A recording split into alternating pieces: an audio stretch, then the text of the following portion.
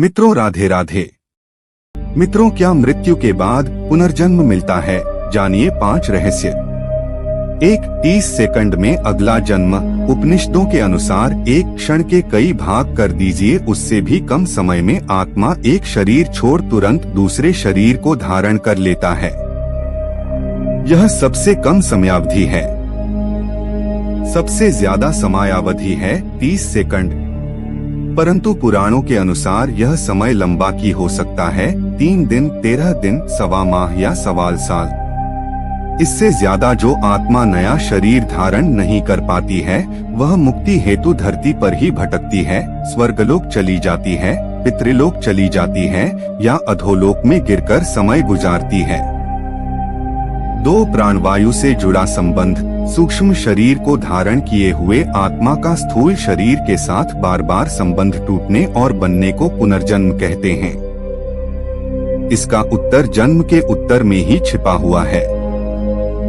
दरअसल सूक्ष्म शरीर और स्थूल शरीर के बीच जो प्राणों का संबंध स्थापित है, उसका संबंध टूट जाना ही मृत्यु है और उसका जुड़ जाना ही पुनर्जन्म है। 3. मुक्त जरूरी। कर्म और पुनर्जन्म एक दूसरे से जुड़े हुए हैं। कर्मों के फल के भोग के लिए ही पुनर्जन्म होता है तथा पुनर्जन्म के कारण फिर नए कर्म संग्रहित होते हैं। इस प्रकार पुनर्जन्म के 2 उद्देश्य हैं। पहला, यह कि मनुष्य अपने जन्मों के कर्मों के फल का भोग करता है, जिससे वह उनसे मुक्त हो जाता है। दूसरा, यह कि इन भोगों से अनुभव प्राप्त करके नए जीवन में इनके सुधार का उपाय करता है, जिससे बार बार जन्म लेकर जीवात्मा विकास की ओर निरंतर बढ़ती जाती है तथा अंत में अपने संपूर्ण कर्मों द्वारा जीवन का क्षय करके मुक्तावस्था को प्राप्त होती है।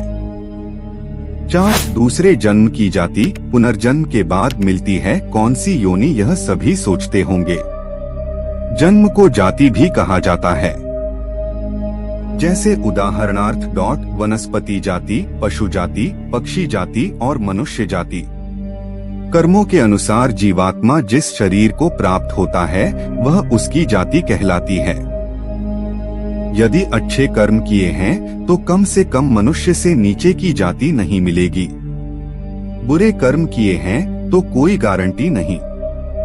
5. पुनर्जन्म पर शोध। गीता प्रेस गोरखपुर ने भी अपनी एक किताब परलोक और पुनर्जन्मांक में ऐसी कई घटनाओं का वर्णन किया है जिससे पुनर्जन्म होने की पुष्टि होती है। वेदमूर्ति तपोनिष्ठ पंत श्रीराम शर्मा आचार्य ने एक किताब लिखी है, पुनर्जन्म एक ध्रुव सत्य। इसमें पुनर्जन्म के बारे में अच्छी विवेचना की गई है।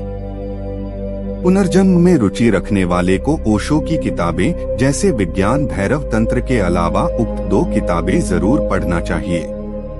ओशो रजनीश ने पुनर्जन्म पर बहुत अच्छे प्रवचन दिए हैं। उन्होंने खुद के भी पिछले जन्मों के बारे में विस्तार से बताया है। इसी प्रकार बेंगलुरु की national institute of mental health and neuro sciences में क्लिनिकल साइकोलॉजिस्ट के रूप में कार्यरत डॉक्टर सतवंत पसरिया द्वारा इस विषय पर शोध किया गया था।